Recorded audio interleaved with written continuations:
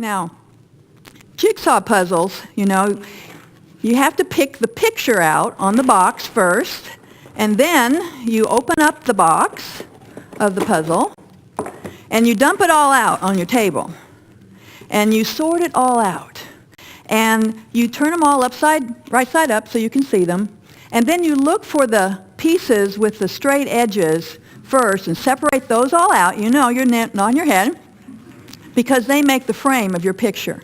And after you put that together, and of course the whole time you're looking at the box to see and guiding you and how you're going to put that frame together, then you start sorting out all the rest of the pieces because they're going to go in the middle. So by colors, as you look at the picture, you begin to fill in the middle of the picture, don't you, until it's all complete. Now, let me ask you this. How difficult would it be if somebody came to you with this bag full of puzzle pieces and said, put this picture together. Put this puzzle together. Now, I don't know about you, but my reaction would be, I can't do this. I don't have a picture. I don't know what the puzzle is supposed to look like. I don't know what the pieces are where they're supposed to fit together at all. Well, you know what? Our lives are a lot like this plastic bag full of puzzle pieces. We don't see our future. We don't see the picture. We don't see what it's supposed to look like. Only one person sees what the picture of the puzzle of our life is supposed to look like, and that's God. And you know what I think he says to us? He says, is it enough that I, God, see your future? I see the picture of your whole life. Now, I think he said something similar when he spoke to Jeremiah over 2,500 years ago, when he said in Jeremiah 29:11, I know the plans I have for you, plans for welfare, not for calamity, to give you a future and a hope. He was talking to Jeremiah during the time that he and the other Israelites were in the Babylonian captivity. And he was telling them that you're going to be here 70 years, and then I'm going to take you back to your homeland. God saw the future, and he wanted to give them hope that they were not always going to be in that exile for the rest of their life. Well, I think there's application that we can make too from Jeremiah 29:11, because he sees each one of our futures also. He sees the puzzle picture of our future and what it's supposed to look like. Now, we may, at this time in our lives, understand and know the frame of the picture of our life. Because I kind of think of the frame as kind of those basic things that God puts into our life initially. Things like our ethnicity and our gender and our personality and our temperament, our parents, the early experiences and relationships that we have in those formative years of our life kind of make the frame of our picture. And according to how old we are, determines how many of those middle pieces we've got in our picture. Now, I look around here and at some of you, and you're in your 20s and your 30s. And you don't have a whole lot of pieces in the middle of the picture yet. Now, some of us that are older, been living a little longer, we've got more of those middle pieces, and we even kind of see how they hook together a little bit. But none of us here have the full picture of what our life looks like, and that's not going to happen until we leave this earth. Now, I want to ask you a question. Are you worrying today about what your future is going to be? Now, I have quite a number of students that I meet with in my office, and when they come in, sometimes they tell me, I don't have a clue what I'm going to be doing when I graduate. And this bothers them. It bothers them a lot. And it is so difficult for them that they have a hard time trying to figure out, okay, what internship am I going to do? What concentration or emphasis should I pick? What elective classes should I choose? They want to see that picture that's ahead, because if they can't see the picture, then they're worried that they're going to pick up the wrong puzzle piece, put it in the wrong place, mess up the picture, and mess up their life. Now, I don't know if any of you can relate to that. Or maybe the opposite is true. And you've come to DTS, and you have a real clear picture of where you're going after you graduate. And because you've got a clear picture, you're making certain decisions, picking up certain pieces, and thinking they're going to fit here and they're going to fit here while I'm at Dallas Seminary. Now, does it worry you ever that God might have a different picture for you? I can guarantee you that your life is not going to go the way you think it's going to go. Now, does that news worry you? When I came to Dallas Seminary, it was almost 18 years ago, and I had a real clear picture of where I was going. I came here out of 15 years developing and leading a women's ministry in my local church while I was a stay-at-home mom. So I came here to get more training, to go into a local church as a director of a women's ministry.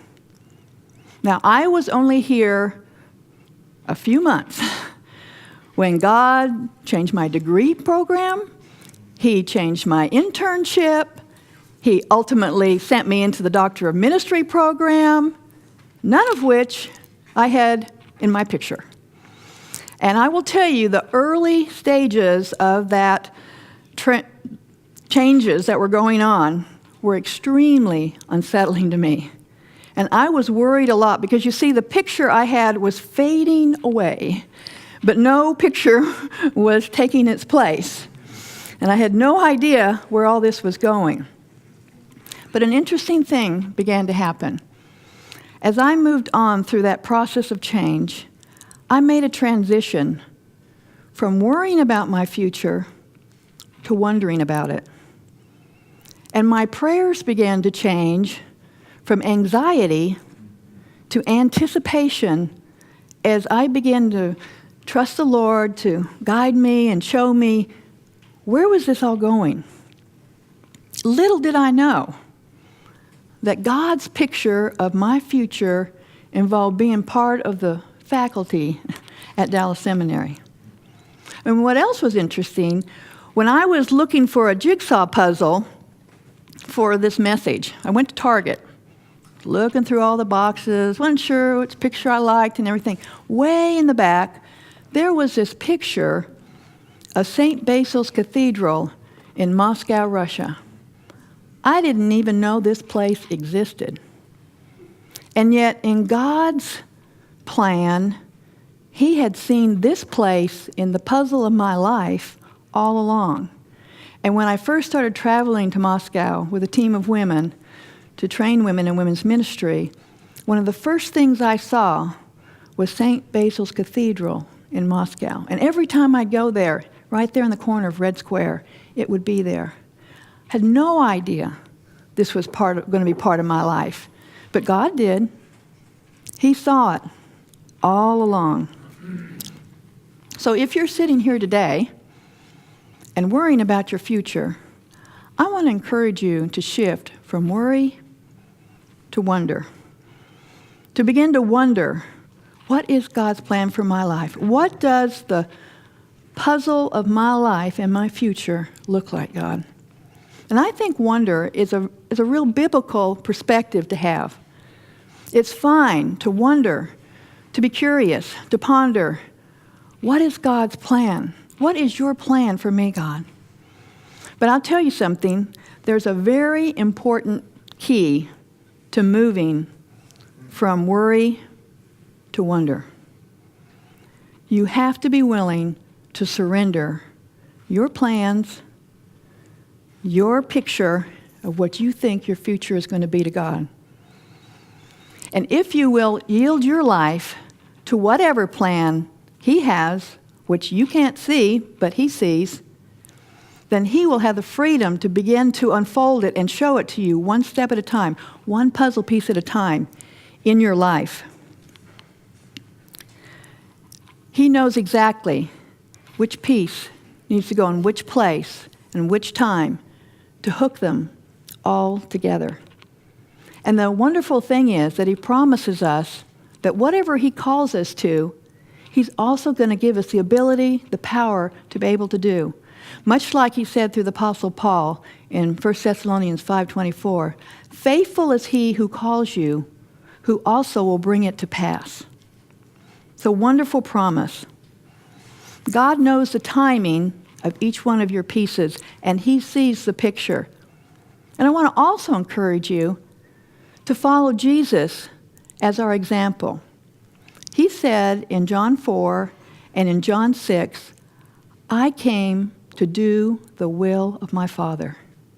That was Jesus' heart, passionate desire to accomplish the Father's will for his life. Now I know, he's God.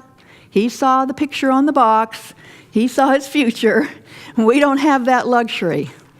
And yet God wants us to have that same heart attitude of surrender. And when we do, then he has the freedom as we yield our life to him and only want his plan and purposes.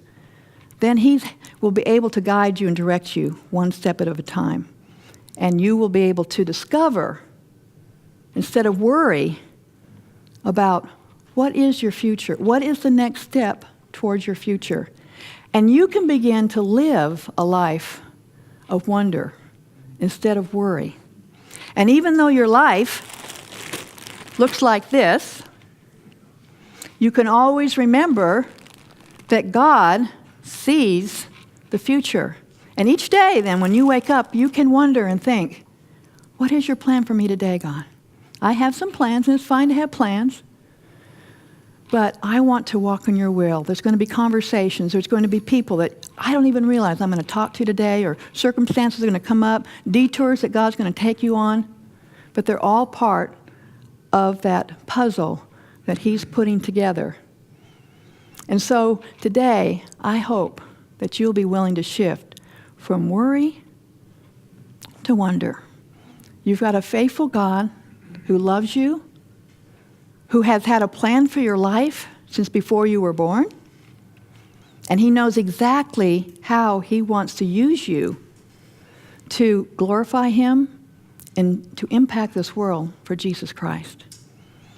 Now, as we finish today, Chaplain's going to come up and lead us in a song, and we're going to have a guitarist to accompany us, and I hope you can sing this song from your heart and allow God to have his way in your life and live in a life of wonder of all that he has planned for you in the years to come.